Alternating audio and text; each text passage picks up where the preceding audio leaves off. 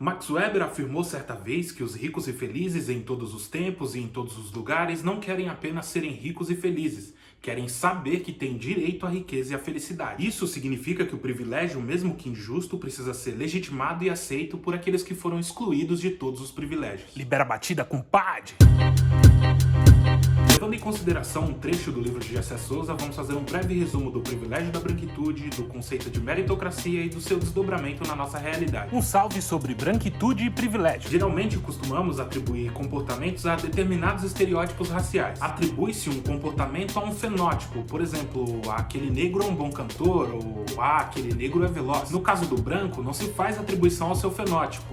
Por exemplo, não se diz aquele branco é um bom médico, se diz ele é um bom médico. Isso passa a ideia de que o branco representa a humanidade, e grupos etnicamente não brancos representam uma humanidade específica. O branco é um ser não racializado, ou seja, ser branco significa estar alheio a questões raciais. Isso nos leva à questão dos privilégios da branquitude. Segundo a definição do dicionário, a palavra privilégio significa direito, vantagem válidas apenas para um indivíduo ou grupo. Vamos abordar então alguns tipos de privilégio. Privilégio estrutural. O privilégio estrutural perpetua a ideia da naturalização da posição superior dos brancos, que vantagens e desvantagens são de ordem natural.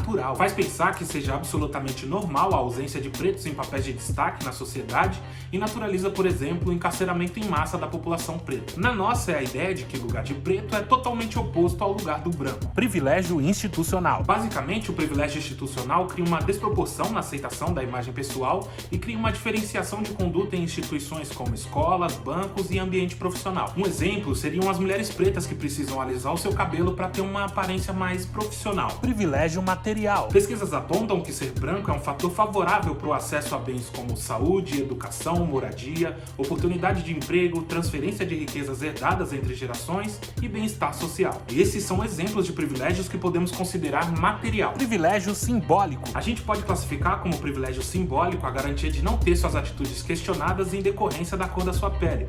Como, por exemplo, não precisar se preocupar se vai ser tratado de maneira diferente ao frequentar um restaurante caro, ou então não se preocupar com o fato de abrir a sua bolsa dentro de uma loja de departamento, e até mesmo não precisar ensinar os seus filhos a como eles devem se comportar numa abordagem policial. I am William George Bailey Jones. I'm 13 years old, and I have nothing to harm you. That's good, baby.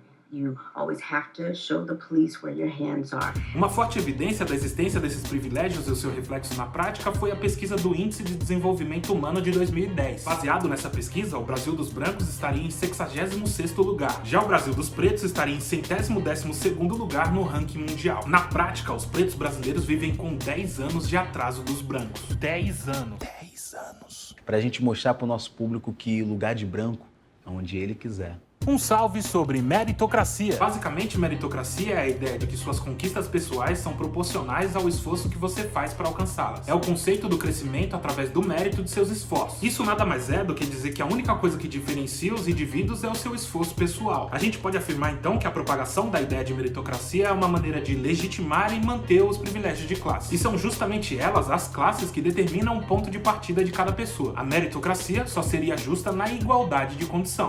Mensagem!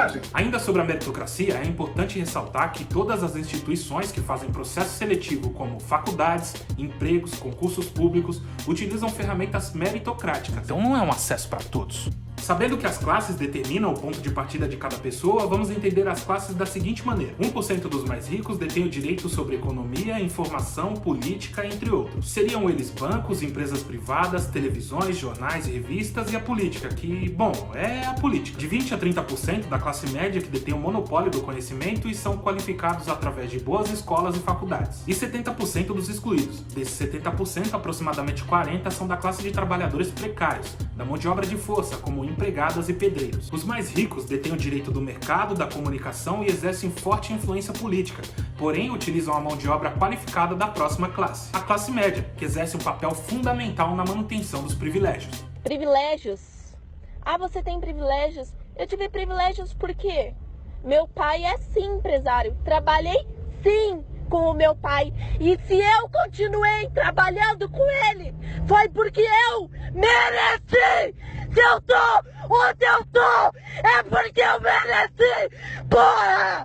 Não tenho culpa se ela não tem um pai que oferece emprego pra ela! Caralho! Força, guerreira. A classe média detém o acesso aos bens culturais, ou seja, tem acesso a boas escolas, faculdades e intercâmbio. Com isso, eles conseguem qualificação profissional e servem de mão de obra especializada operacional dos mais ricos. Um fato importante sobre a classe média é que ela faz apropriação privada de uma parcela da população. Ela compra o tempo e a mão de obra das classes mais baixas por um valor irrisório, um salário mínimo. Dessa maneira, eles conseguem mais tempo para se desenvolver individualmente. Seguindo a pirâmide, nós chegamos na base, os pobres, e esses são os que enfrentam o maior número de obstáculos. Isso influencia diretamente no seu desempenho e desenvolvimento pessoal, logo interfere sua posição na corrida meritocrática. Sem acesso a boas escolas e sem estímulo para o desenvolvimento sociocultural, lhe sobram os trabalhos manuais. Meu marido tem 2 empregos, 2! Antes de finalizar o salve da semana, eu quero trazer 2 casos práticos para ilustrar nossa resenha. Vamos pensar na linha do tempo da riqueza, sob o ponto de vista da grana inicial para construir um negócio de sucesso. No ano de 2017, Isabelle Gantos, de 17 anos, criou e lançou a marca de cosméticos veganos Ametsa. O que chamou a atenção na época foi o aporte financeiro de R$300 mil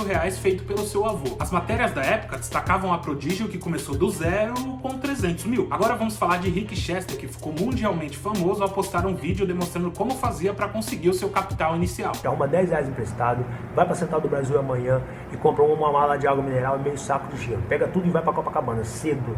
Chegando lá se vende uma água por R$4, R$5. Vamos considerar que tu vai vender tudo a R$4 e vai tomar 2 águas. São 10 águas para vender a R$4, são R$40, tu investiu 10, são 300% de lucro. Tu volta por cento, compra um isopor de 25 litros por R$18, sobram R$22. Tu vai para casa com essa grana e descansa no outro dia, vai pro centro novamente. Compra 2 malas de água mineral, meio saco de gelo e vai para Copacabana novamente. Com 24 garrafas de água mineral, vou considerar que tu vai tomar 2, sobram 22 vezes R$4, se vender tudo, são R$88, com 7 que sobrou de antes, são R$95. Em 2 dias tu teve um lucro de 850%. Aí tu volta para casa, pega R$10, paga aquele maluco que te emprestou, isso chama manter as portas abertas, é importante isso. Aí você tem ainda 750% no bolso, no outro dia vai pro centro novamente aí contigo. Levando em consideração tudo que abordamos, pensa aí, seria possível desassociar a meritocracia de privilégio? Nem toda regra é exceção. Se você se interessa por esse tipo de assunto, eu vou deixar na descrição um material para você construir sua própria pesquisa, além de pedir para você se inscrever no canal e acompanhar nossos próximos debates.